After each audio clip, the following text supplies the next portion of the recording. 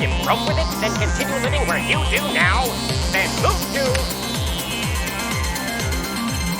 Bonjour Dreamy, vous êtes illustratrice et créatrice de manga. Tout à fait, alors si je peux me permettre, alors c'est du manga, mais inspiration manga bien sûr, vu que c'est comme ça que j'ai appris à dessiner, en regardant des dessins animés et en lisant des mangas. Mais ce que je fais, c'est aussi sur un format qui est bande dessinée, donc c'est pas tout à fait la même chose, c'est que le style est manga, mais le format de mes livres, c'est vraiment de la bande dessinée, donc c'est du format A4 en couleur, donc voilà, c'est juste la petite subtilité, mais c'est vrai que le style, c'est du manga. Alors ça fait un peu plus de 10 ans que vous avez décidé de plonger dans cet univers.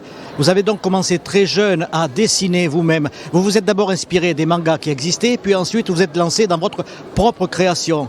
Est-ce que ça a été facile? Est-ce que vous avez fait beaucoup de recherches pour cela? Alors effectivement, j'ai commencé toute seule, je suis autodidacte.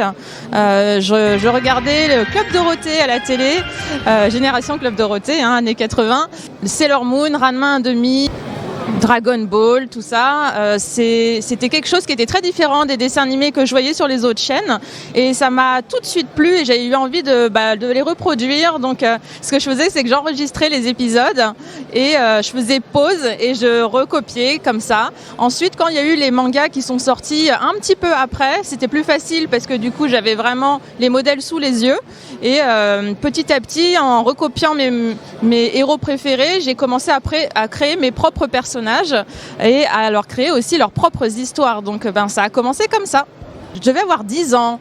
10 ans, c'était vraiment la mode en fait à ce moment-là. Ça a commencé les dessins animés japonais, les mangas. Moi, j'allais acheter mes mangas en librairie. C'était des tout petites étagères. On pouvait même pas parler de rayons. C'est vraiment juste des mangas posés sur une étagère. Et quand on voit aujourd'hui que c'est des rayons entiers, c'est fou de voir l'évolution des mangas.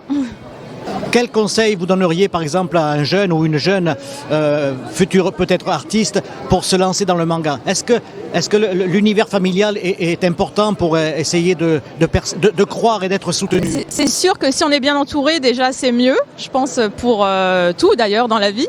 Alors, un conseil, c'est de continuer, de persévérer, parce qu'en fait le dessin, c'est comme toute discipline, ça prend du temps en fait. Ça prend du temps, ça se fait pas du jour au lendemain, et on n'est pas tous égaux non plus là-dessus. C'est-à-dire qu'il y a des gens pour qui ça va être plus facile, d'autres ça va leur prendre plus de temps, mais comme le sport, comme la musique, comme toute discipline, il faut persévérer, il faut pas lâcher, il faut dessiner tous les jours ou très régulièrement en tout cas.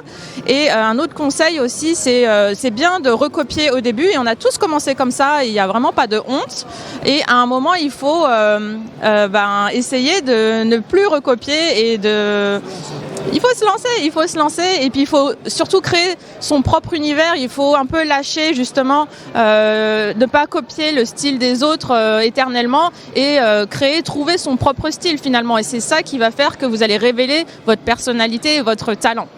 Écoute Mariana, surtout ne lâche pas si c'est ta passion, si c'est ça qui te plaît. On ne sait jamais où est-ce que ça peut te mener, donc pour l'instant continue, et même si plus tard tu n'en fais pas un métier, c'est pas grave, ça peut rester une passion, et continue, on ne sait jamais. Who's that bunny bopping along? Hop, hop, hopping and singing his song. When he starts bopping, he just can't stop. The Easter bunny goes hop, hop, hop, rockin' bunny.